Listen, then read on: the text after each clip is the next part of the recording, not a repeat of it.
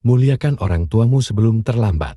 Di Jepang dulu pernah ada tradisi membuang orang yang sudah tua ke hutan. Mereka yang dibuang adalah orang tua yang sudah tidak berdaya, sehingga tidak memberatkan kehidupan anak-anaknya. Pada suatu hari, ada seorang pemuda yang berniat membuang ibunya ke hutan, karena si ibu telah lumpuh dan agak pikun. Si pemuda tampak bergegas menyusuri hutan sambil menggendong ibunya. Si ibu yang kelihatan tak berdaya berusaha menggapai setiap ranting pohon yang bisa diraihnya, lalu mematahkannya dan menaburkannya di sepanjang jalan yang mereka lalui. Sesampai di dalam hutan yang sangat lebat, si anak menurunkan ibu tersebut dan mengucapkan kata perpisahan sambil berusaha menahan sedih, karena ternyata dia tidak menyangka tega melakukan perbuatan ini terhadap ibunya. Justru si ibu yang tampak tegar, dalam senyumnya dia berkata, "Anakku, ibu sangat menyayangimu, sejak kau kecil, sampai dewasa ibu selalu merawatmu dengan segenap cintaku, bahkan sampai hari ini rasa sayangku tidak berkurang sedikit pun.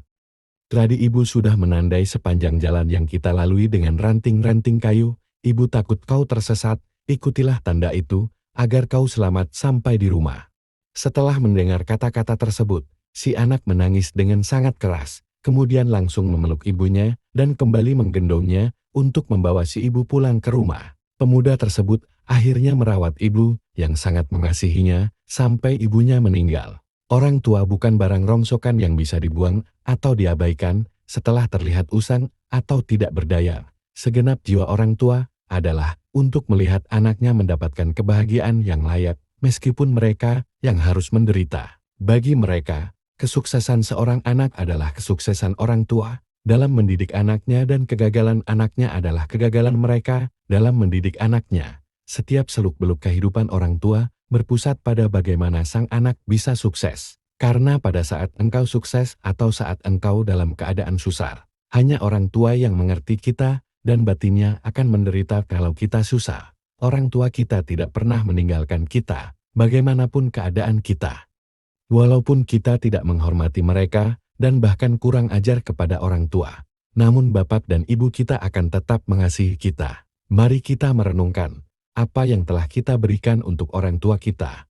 Nilai berapapun itu pasti dan pasti tidak akan sebanding dengan pengorbanan ayah ibu kita. Ada seorang pengusaha pemilik perusahaan. Ketika ditanya rahasia suksesnya menjadi pengusaha, jawabnya singkat, "Jadikan orang tuamu raja, maka rezekimu seperti raja."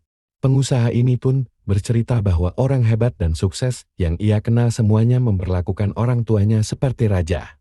Mereka menghormati, memuliakan, melayani dan memprioritaskan orang tuanya. Jangan perlakukan orang tua seperti pembantu, atau orang tua diminta merawat anak kita sementara kita sibuk bekerja. Bila ini yang terjadi, maka rezeki orang itu adalah rezeki pembantu, karena ia memperlakukan orang tuanya seperti pembantu. Walau suami atau istri bekerja, rezekinya tetap kurang bahkan nombok setiap bulannya. Menurut sebuah lembaga survei yang mengambil sampel pada 700 keluarga di Jepang, anak-anak yang sukses adalah mereka yang memperlakukan dan melayani orang tuanya seperti seorang kaisar. Dan anak-anak yang sengsara hidupnya adalah mereka yang sibuk dengan urusan dirinya sendiri dan kurang peduli pada orang tuanya. Mari terus berusaha keras agar kita bisa memperlakukan orang tua seperti raja. Buktikan dan jangan hanya ada di angan-angan. Beruntunglah bagi yang masih memiliki orang tua, masih belum terlambat untuk berbakti. Uang bisa dicari, ilmu bisa digali, tapi kesempatan untuk mengasihi orang tua kita akan terulang kembali.